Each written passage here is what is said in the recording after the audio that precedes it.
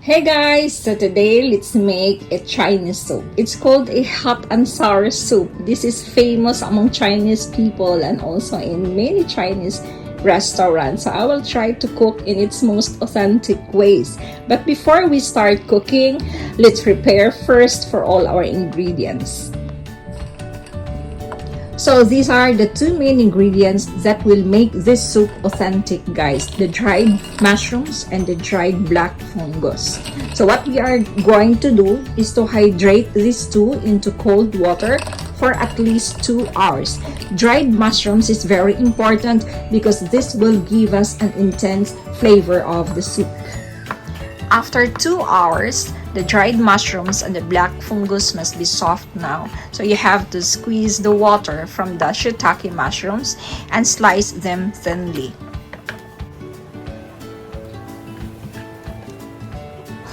Then do the same thing with the dried fungus.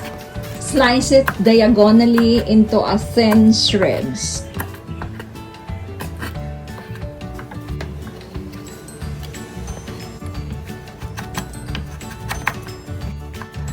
Next is to peel 1 carrot. So half the carrot and then cut it diagonally and slice them into thin strips.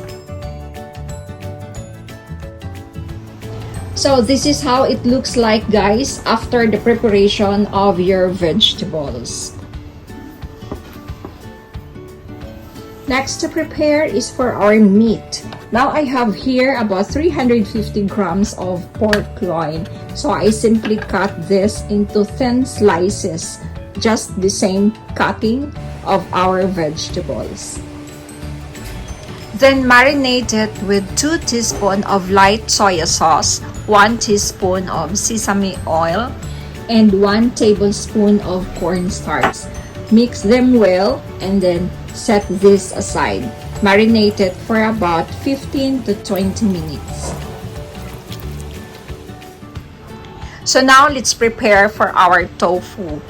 It is highly recommended that you use this silken tofu, guys, because it is best for soup and any other creamy cooking. It has a custard-like and smooth texture, yet it's also very delicate to cook. Just simply cut into thin slices, the same thing as what we did with our meat and vegetables.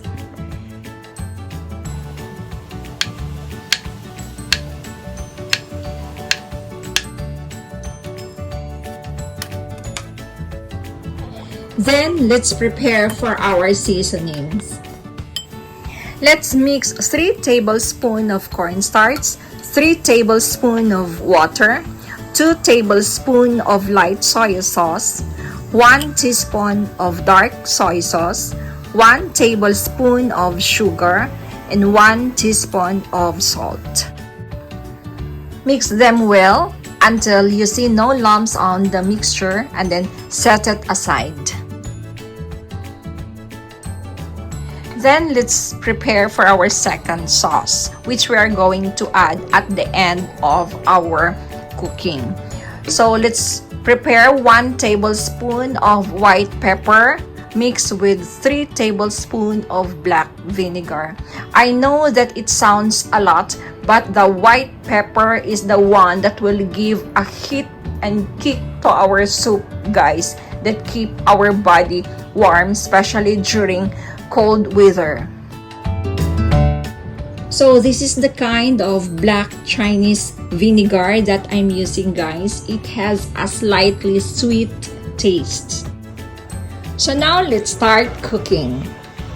Into my medium-sized pot, I'm adding a little amount of olive oil. Then drop in my minced ginger, followed by my minced garlic.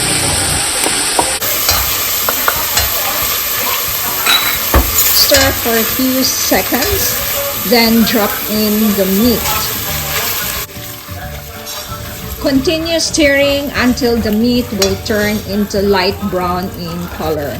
Then let's add our liquid. I have 2 cups of stocks chicken. I'm using the chicken stocks and 2 cups of water.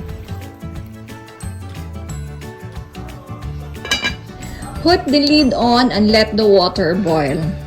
Remember, this is a less than 10 minutes cooking, guys. So it's very quick. Now, when the water is boiling, it's time to drop in all our vegetables.